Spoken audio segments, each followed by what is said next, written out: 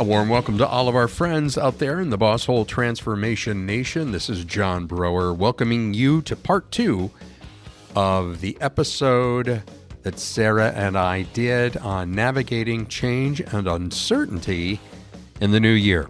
Part 1, we talked mostly about the change curve, and Sarah did a wonderful job of walking us through what that means, the different phases, the fact that we all go through them, and we all go through multiple change curves every single day. It's not a bad thing. It's not right, wrong, good, or bad. It's just understanding how to navigate it.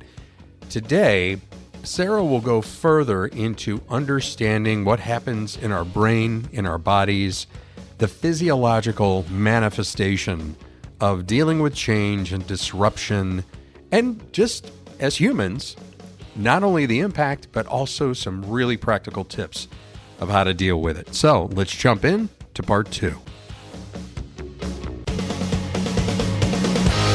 The Boss Hole Chronicles are brought to you by Real Good Ventures, a talent optimization firm helping organizations diagnose their most critical people and execution issues with world-class analytics. Make sure to check out all the resources in the show notes and be sure to follow us and share your feedback. Enjoy today's episode. Hey, Sarah, back for part 2. How's it going? John, it's great. It's going real good, and it's always a pleasure to be able to spend time with you. I know our schedules are busy, and it's not like we always get to do this, so it's a treat. That is true, and I'm so glad we had this two-parter, dealing with change and uncertainty in the new year. Yeah. And as our listeners know from last week in part 1, you really walked us through the change curve. And we talked about some very practical tools. You were offering up some great resources, and we put those in the show notes. But, you finished out last week talking about, hey, we really need to talk about our brains and the role the brain plays in all of this, in dealing with change and uncertainty. And I am sure everybody would be happy to hear more from you today than me, because again, I'm still dealing with this voice thing and feel like I'm in a tunnel. So I'm gonna talk as little as possible and really turn it over to you. So Sarah, what's part 2 going to explore? John, thank you for that great recap, by the way. I think it will be helpful for us to dig into what happens to the brain during these times of uncertainty. Like there's some science that we need to understand and some biology. Let me just qualify all this by saying too, I'm not a doctor. I am not a doctor. I'm only sharing what I'm learning myself. I don't pretend to be like super guru on this, but I do Okay. want to share this information because I think it makes sense and it's helpful. Mm-hmm. And for civilians like us, these are details that we can keep in mind when we're trying to diagnose what the heck is going on with us day in and day out. It's been tough for people. So that's the first part is, what's happening to the brain during uncertainty and challenge and change. And then, let's talk about practically what is in our sphere of control. Mm-hmm. What are the things that we actually can influence when it feels like there's nothing around us that we can influence? First and foremost, and this will not be a surprise to most people, when we find ourselves in times of challenge or uncertainty, the brain reacts a very specific way. So I think the first thing we need to understand is the nervous system will move into fight, flight, freeze, or fawn. It's the classic, when we are triggered or stimulated in some way by a threat to our security, our control, or just our approval.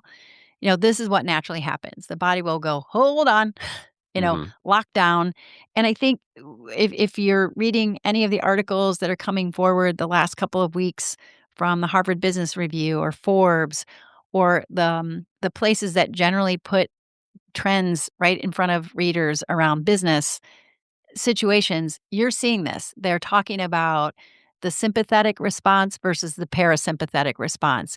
And in layman's terms, when we go into fight or flight, we are in sympathetic response, and the body takes over and acts as if, our life is in danger. So we call it a hijacking of sorts.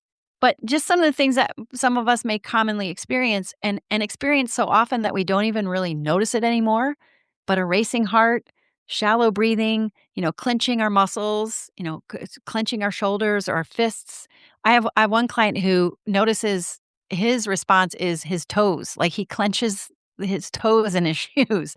Difficulty relaxing and, like, your gears running constantly. So, in this sympathetic nervous system mode, things really line up as if we needed to fight or run, and it's normal. It's challenging. We experience it now for sustained periods of time Hmm. versus, the normal bursts that our body would need. And I think the other thing to think about is our hippocampus, which helps us kind of make sense of what happened in the past, what's happening right now. It's sort of like this air traffic controller kind of thing. Hmm. Under chronic stress or big challenge and stress, it reduces our ability to hold on to new information. So to create like new memories, to remember stuff. Right. I don't know about you, John, but there have been a lot of times in the recent past where I know it's in there, this fact or this detail or this person's name I just met, but it's really hard to grab it. Mm. And I think part of that is just um, we get foggy. We get a little overwhelmed and distorted and foggy. So that happens. The chemicals that are designed to help us fight or flight, and also the chemicals that come in to help bring regularity back Right. after fight or flight, those are in overload. So we're getting flooded with hormones and the chemicals that are really designed to help us. For example, cortisol. Hmm. It is designed to help us narrow our thinking and focus and zoom in. Adrenaline primes us for quick response. These all create all kinds of imbalances, and over time, they affect our organs like our adrenal glands. And so, all that to say, when we're in fight or flight, we also lose access to our tools. Hmm. And I always like to think of each person having a tool bag. There's stuff that you do that helps you when you get in stressful situations. And over time, we limit or lose our access to those tools. Can I ask a question? Yeah. Because there's a lot there, and it all makes total sense. And yet again, the current state of, well, just say the workplace or life. You used a word that just jumped out at me, and the word was normal. Mm-hmm. And you hear people talking about the new normal or the next normal. And I think I know it's true for me. There are times where it's like, what happened to normalcy? What Mm-hmm. and it's different for everybody. Yeah. Those of us that are more seasoned or older, I think we can reflect and reminisce on a time where we thought, well, things were just simpler or not as chaotic. And yet we have people coming into the workforce that normal to them is pandemic, going to school virtually, and Mhm. this break with what we would consider normalcy. And maybe I just it Yeah, just to me it's like this that overload that you talk about. It's like people aren't getting a break. There isn't yeah. that opportunity to step away and find that normalcy, whatever that may look like. Does that make sense? It does make sense, and what I think about is each person is individual, and each person's Hmm. ability to navigate stress or the level of stress that they can tolerate is unique and different. So, Hmm. one of the things I know, John, we always talk about when it comes to managing and leading or optimizing people is to appreciate that they're different than you, Right. and just because something makes sense in your mind doesn't mean it's gonna make sense in theirs. So the adaptation for leaders to just appreciate and understand, hey, my threshold might be higher than this person's, or uh, and to just acknowledge that everyone's walking some kind of individualized path, Right. and they're going to probably need different things to find resilience. Some people are unflappable. I wish I had more people around me like that. They just make it through, and they're creative and they find their center, and they become productive Hmm. rather quickly after challenge or change happens. But I think for the most part, many of us take a little more time and maybe need a little more nuance to find where we have a center again. And if nothing else, John, could we just declare that, gosh, is these are tough times for everybody? Hmm. I think back to when we were doing this during the pandemic and we were saying some of the same things, but different circumstances. Like, this can be a lot. And to allow people the opportunity to better understand what they need to get through change or challenge. Yeah. And if you feel like you're freaking out, guess what? That's normal. Right. I think we got to give ourselves a little permission to go, something's not wrong with me. I was talking with a client earlier today about how when we are at threat, when these are principles of the conscious leadership model. When we find ourselves lacking or fearing approval, security, or control, like we're at threat there, we do Hmm. fall below the line. And when we're below the line, all this regulation stuff is happening in our body. It's fight, flight, freeze, or fawn. Hmm. And then we tend to be villain, victim, or hero, or we villain, victim, and hero other people. We start doing things to try to make sense of all of it. So if we could look at this body stuff in the same way, like it's lined up to help us survive and thrive through challenging times. It's just that we got to figure out how to regulate it. We got to figure out how to not have it be prolonged. And we need to individually determine what would help us lessen the impact and create some more resilience. And it's not Pollyannish, by the way. Some people are out there saying, you're just telling me I got to suck it up and get through. Oh, no, that's not what we're saying here. We're Right. saying, notice that this is a huge impact on the body. Your body doesn't know the difference of, whether you're being held at a gunpoint or your job is at risk. Right. Right. But the impact is the same. So suffice it to say, it's not unusual that people feel the overload or they feel that there is no time to recover. It's like a punching bag. It's one thing after another, and Yeah. the recovery or the time for recovery just isn't there. We've talked about it. We've had guests on the program that talk about like a technology detox. Yeah. What are you consuming that is Yes. also filling up your mind with whatever it is? Yeah. And that plays a role in it as well. Not to jump around too much, but I really appreciate the fact that this is not a Pollyanna way of looking at life of just get over it and just get through it and it'll be okay. They're Right. very practical things people can do. Yeah, and you're jumping ahead, John, in a good way, Yeah, sorry because about I think that. no, one of the things you're talking about there is decisions that we can make each and every day throughout the day Yep. that would put us in a better position to sleep better, to show up. I think for me, the biggest challenge is I'm limited. I know how I wanna show up to the people I love and the people I serve, Right. but when I'm in this kinda state, my fuse is short, my memory is foggy, my productivity suffers. And it'd be easy to look outside of myself and go, well, it's their fault. And this Hmm. is happening. And I have no control over that. Well, what we're offering here is just trying to help us each understand the wiring. That fight or flight deal Yeah. means that it's just easy for our thinking brain to stop working very well and our emotional brain to take over. Yep. I mean, that could be a whole podcast in and of itself. But if you think about how your brain works, John, we do have that more evolved part in the front, the thinking brain, called the prefrontal cortex, and the emotional centers toward the back. And our least evolved part of our brain is toward the back. We always say that emotional intelligence is our intentional effort to develop more pathways between the thinking brain and the emotional brain so that there's regulation. But I think in these situations, that thinking brain gets disabled quite easily Hmm. when we're in uncertainty and challenge.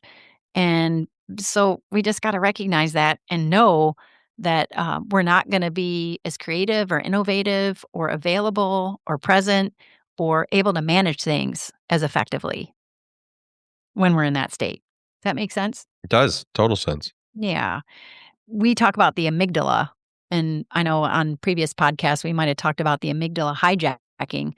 But, when there's a lot of stuff happening in the body, we don't have access to the calm and the patience, and the fuse is short. And so sometimes people say and do things that are unexpected, even to them, and they're not very productive. So we Hmm. call that an amygdala hijacking.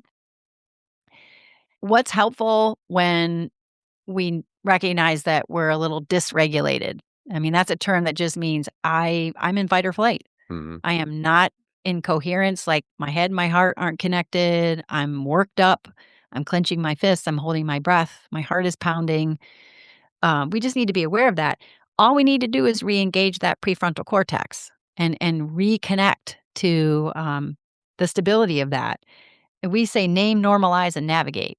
So name what's happening if you Hmm.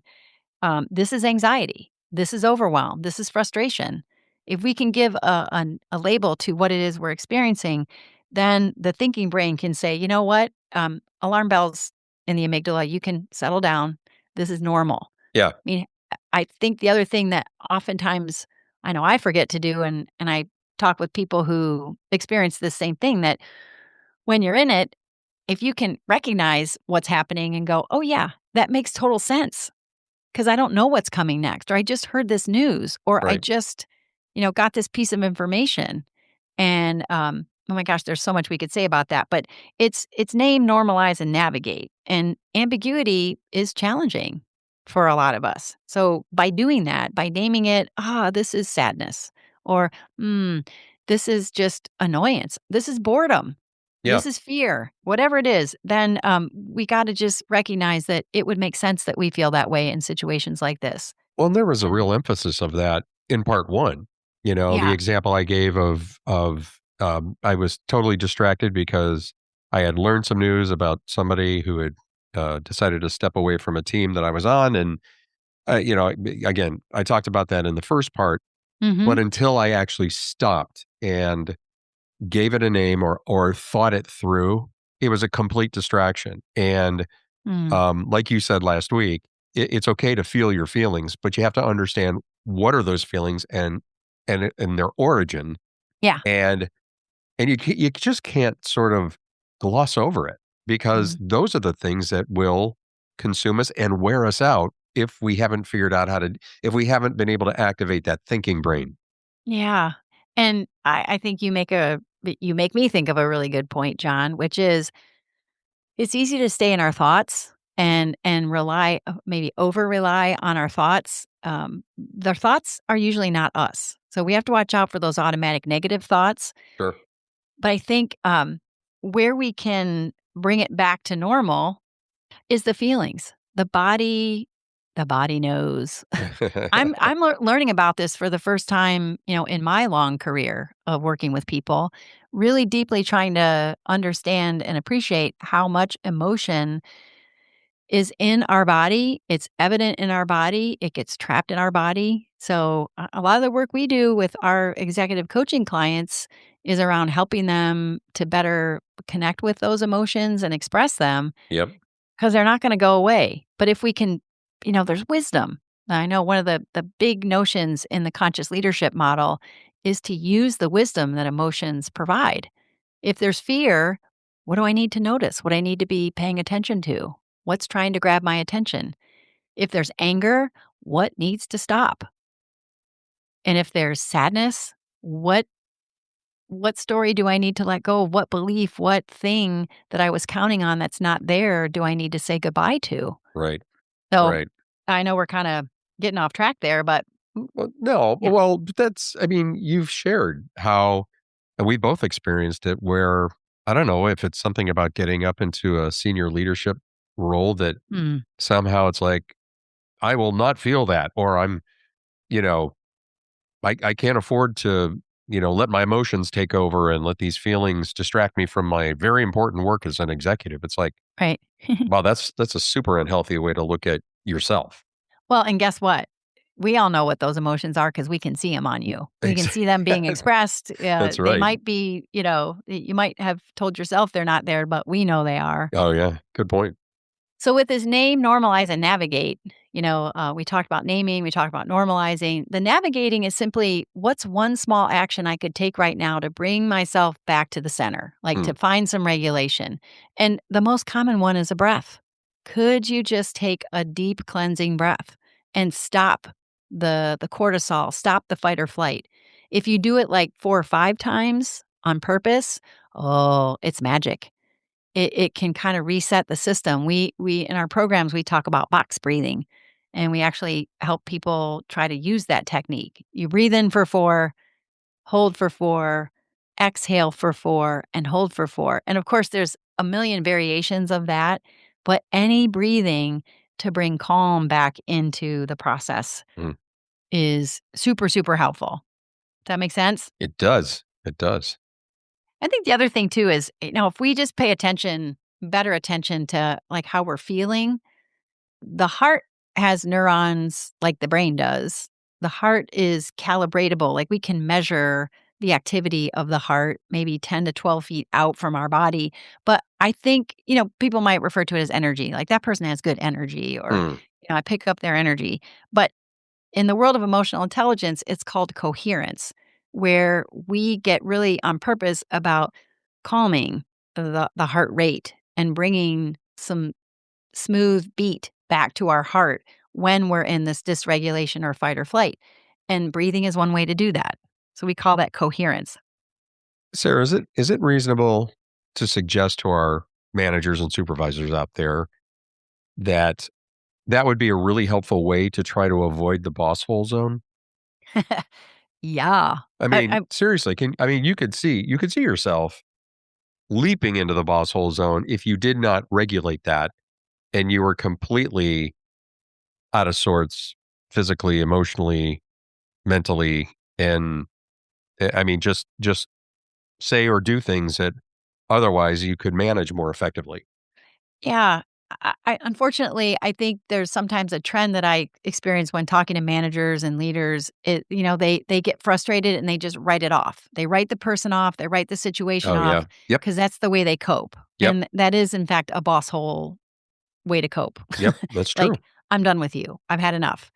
But it makes sense, doesn't it? Like, there's nothing left to give. So, in order for me as a manager or supervisor to respond more effectively, because, gosh, if I'm feeling uncertainty, so is everybody else. What are Sure. they looking for from me? What do they need from me? Well, they need vulnerability and truth. Mhm. But in order for me to say, you know what? I don't know the answer.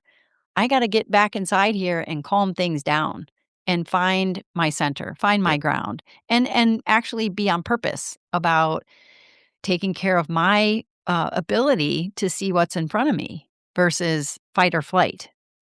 That reminds me of something that you always say is you can't give something away that you don't have yourself. Did I say that Yeah. right?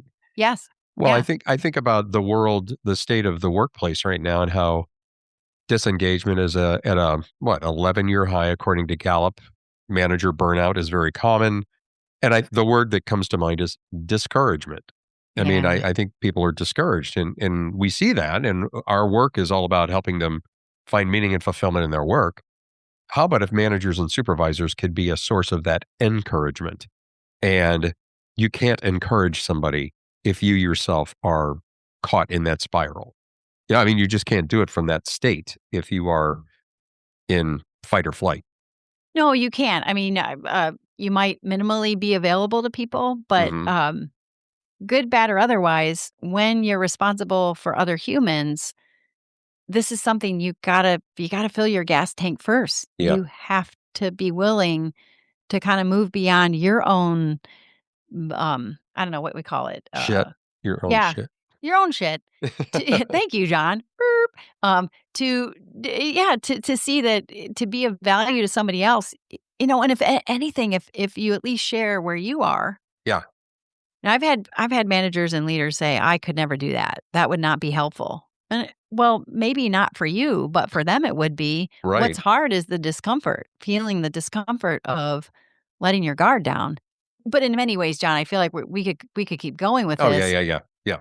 I think the upshot of it is, hey, if there's dysregulation in me, I am not going to be able to be effective in helping others who are also probably feeling dysregulation and uncertainty and challenge and fight or flight. And I'm going to take it more personally. I'm going to get more frustrated with people.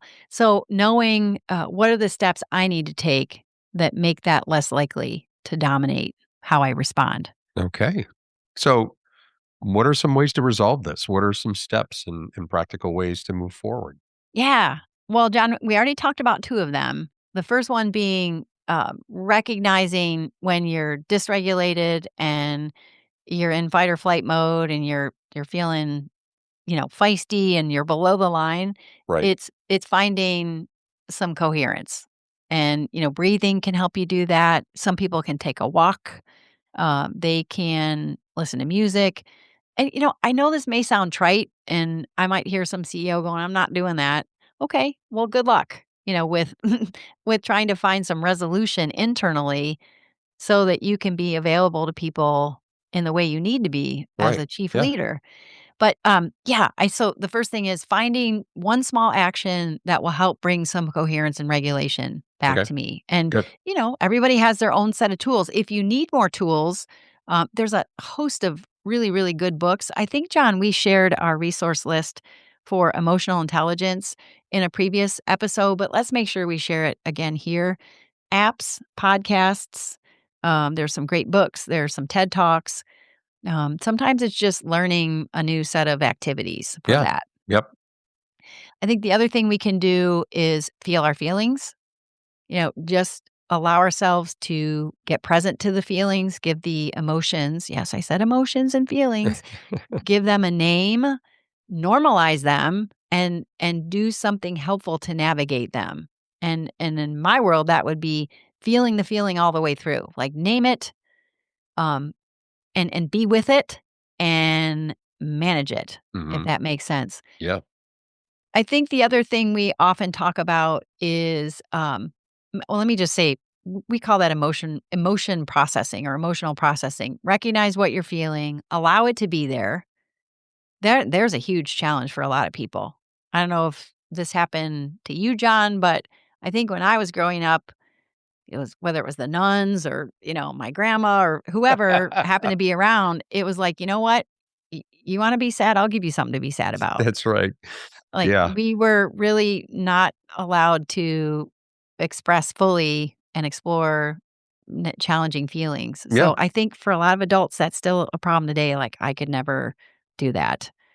But Well, allow it to be yeah, go ahead. well, no, and when we do work with teams, I mean, leadership teams or any team, and a lot of times you'll bring up the feeling word list, Mhm, and yes. oh my gosh, now there's some people that go, I feel frustrated, I feel excited, or whatever. I mean, with laser focus, they'll find their word, and Yes. others that will absolutely, I mean, they're like stuck. It's like, what am I supposed to do? I Yeah. mean, I'm supposed to express this, and I think talking about it, articulating it is a huge. I don't think it's enough to just think about it, especially in those circumstances. I've seen you do this masterfully. It's not enough to just think about how you feel, but actually articulating it is so powerful. Yeah. It really is, and not just articulating it, if you can, expressing it. Yeah. In the conscious leadership model, the notion is to match the emotion with a sound or a movement. Mm. And I mean, if we use anger as an example, well, that's a pretty easy one. You know, ah! Yep. Yep. Like, and I have a wiffle bat, taking my wiffle bat to the pillow that I love to hit. What would give that emotion some full expression? Yep. So recognize, allow it to be there. It just acknowledge it's here and it makes sense that it's here. In many cases, if we really like experience it and think about it, of course we would feel anxious or afraid. Of course we would feel isolated or alone if, a person didn't include us in an email. Doesn't mean it has to run the show though. That's the whole thing is we Sure. get to experience it, move on with it. Explore it. What is this emotion? Where does it happen in my body? Is my shoulder tight? Is my chest squeezing? Is my stomach turning? Do I feel tension in the back of my neck? Are my jaws clenching? But to investigate that with curiosity and kindness, Hmm. because it's normal. That's how we know where feelings are. And then lastly, just find some way to nurture yourself, to nurture that emotion, or just allow yourself to be okay with it. I think that's a powerful tool.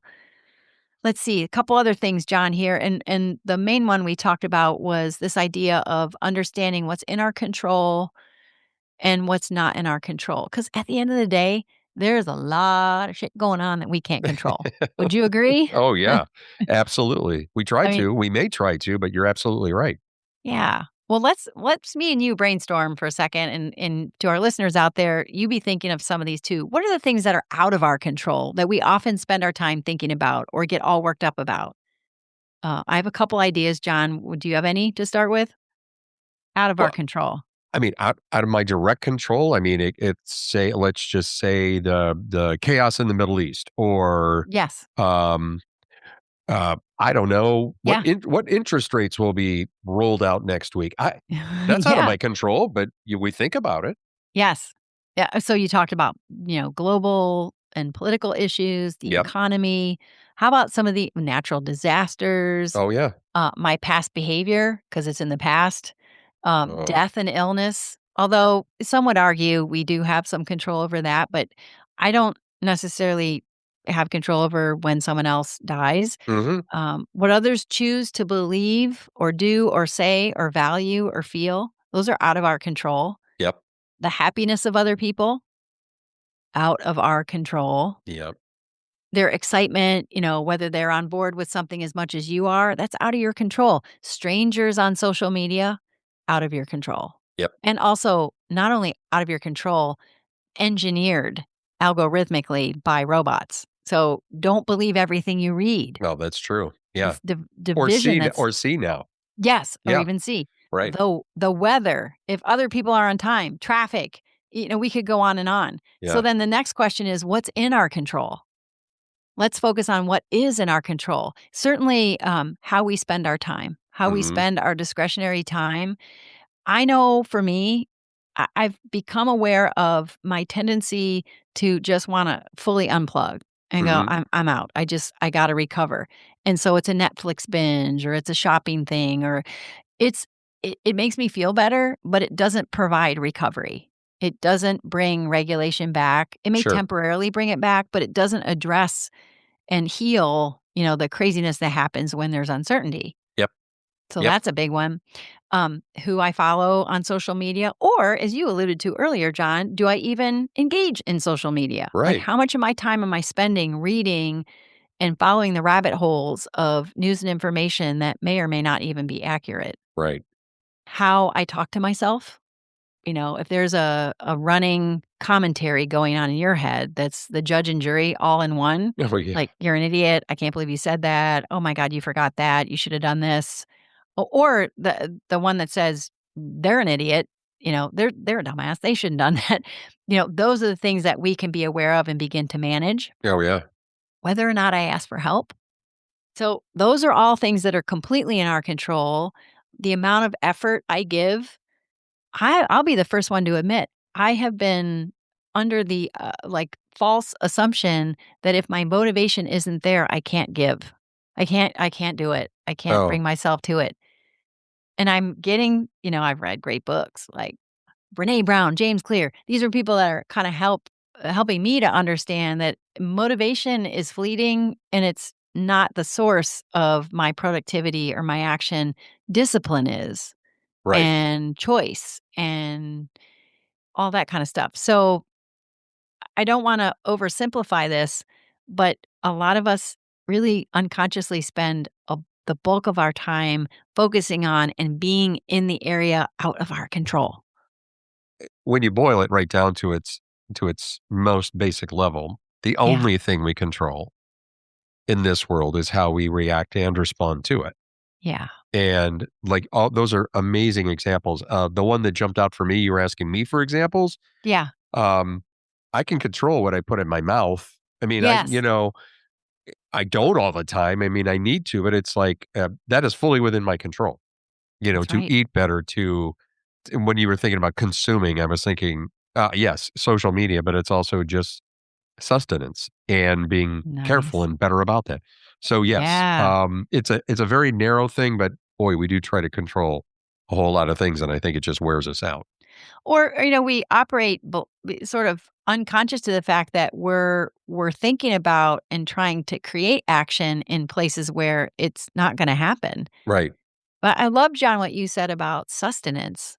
It comes down to choice Sure. and Yep. our ability to take responsibility for understanding the difference between, say, a dopamine hit, like, Hmm. oh, I'm going to eat that donut because it feels really good and I just need it today, versus I understand how that inflames my body and it makes me foggy and it really shortens my fuse and makes it hard for me to make good decisions. Yep. And so therefore, maybe it's a smoothie today. I don't want to, again, I don't want to oversimplify it. And I'm sure we're telling a lot of our listeners things that they already know. Sure. But I think I appreciate being reminded of these things because the intensity has increased. Yes. The Agreed. complexity and the intensity continue to increase. And there are people who are finding peace and fulfillment, and they're getting along pretty well. It's not like their life is perfect either, but these are people that invest their time and energy in trying to better understand themselves. Where am I on the change curve? Yep. What's the zone I'm in? How long do I want to stay here? What are things that have worked for me in the past? Oh, and by the way, what's the wisdom of my body telling me? What are the emotions I'm having? Yeah. And am I above the line or below the line? All good stuff, Yeah. John. When you say, I'm sure we're telling our listeners a lot of things they already know, but we all need, I mean, I don't care how old you are. These reminders of the basic things in life that are essential if we are to, I mean, just live in a good place Yeah. and not get caught up in the hamster wheel that's around us. Mhm. I just think I think that's really powerful. I so value the fact that you are reminding us of how these things are the things that are within our grasp are the things that we ought to pursue. Well, John, what I've always loved about doing this work is that I'm only sharing what I'm trying to master myself. Like Yeah. these are things that have been helpful. I'm not perfect at them, but I think we're all on the planet at the time that we are for a reason. Yep. And if we can find ways to continue becoming our best selves, then that's a good thing. Yeah. That's true. I guess true to our mission, John, we have always been about helping people find meaning and fulfillment in their work. Notice we don't say, better bottom line results and Yes. best sales numbers ever and growth like you can't imagine. We think those things are byproducts of Exactly. Yep. meaning, fulfillment, which is really about alignment. And if we don't have the alignment in ourselves, if we're looking to the outside world and to the people around us to create that alignment, we're going to suffer.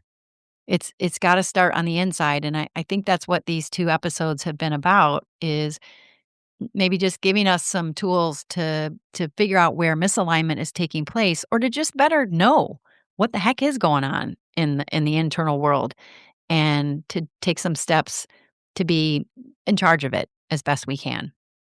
That was just a great way to wrap it up, Sarah. Mm, Thank you. thank Thank you, you. John. Good one.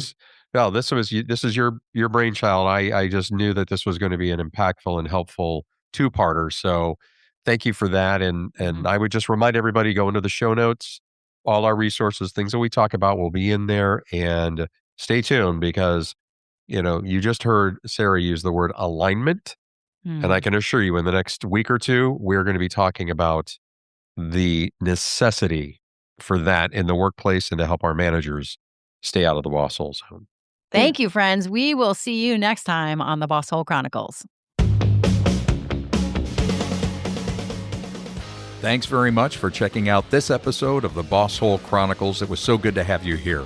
And if you have your own Boss Hole story that you want to share with the Boss Hole Transformation Nation, just reach out. You can email us at mystory@thebossholechronicles.com. Again, mystory@thebossholechronicles.com. We'll see you next time.